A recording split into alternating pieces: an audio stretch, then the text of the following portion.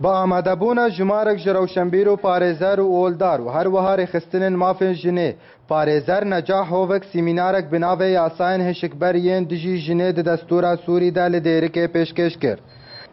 Parêzer Necah di sîmînara xwe de li ser xalên girêdayî bi jina Sûrî ve di destûra Sûrî de yên hatî cîbijêkirin ji destpêka damezrandina dewleta Sûrî û heya îro rawesta.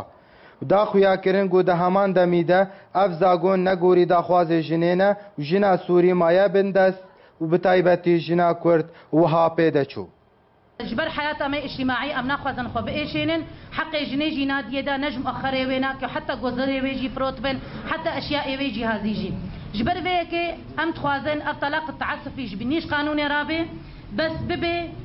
پارێزەر هۆvek daxuyakirin got gelek jinên Kurd li Rojava bi mafê xwe nizanin. Ji ber vê yekê ew tê xapandin di dadgehan de û mafê wê tê windakirin ji aliyê mêrve. مينارا من جوهرتنك قوانين سوريا يجو دجي وكهفية نبرة مروف ومروف ده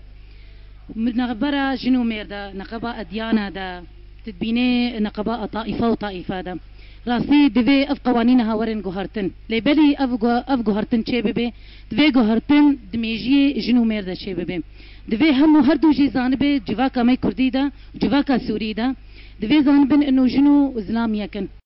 و هۆvek diyar kir godem hatiye got jina Kurd çaranûsê xwe bi destê xwe bigihore û berxwedanê di ber mafê xwe de bike.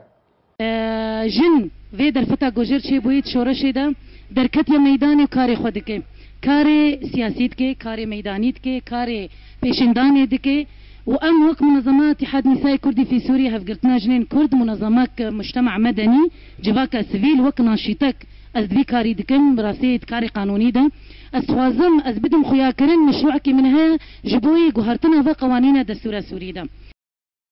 Sîham Daûd seroka destpêşxeriya jinên Sûrî amade bû di sîmînarê de û li ser sîmînarê wisa axist. دەستپێکی سپاسیا مامۆستا نەجاح هەوڵ دەکەم سەرێ سیمینارێ بڕاستی وێ داخویاکردن زاگۆنا سووریدا دەستوری سووریدا gelek زاگۆنên tundujiyê li hemberî jinê tên meşandin ew ê nîrîna xwe daxuyakirin û ev zagon pêwîst e werne guhertin em wek inisiyatîva jinên Sûrî me jî hin zagon em ser destûrê Sûrî yê nû dişoxilin em dixwazin hin gelek guhertin di mafê jinê de di bara mafê jinê de werne guhertin û mafê jinê jî werne çareserkirin bi taybetî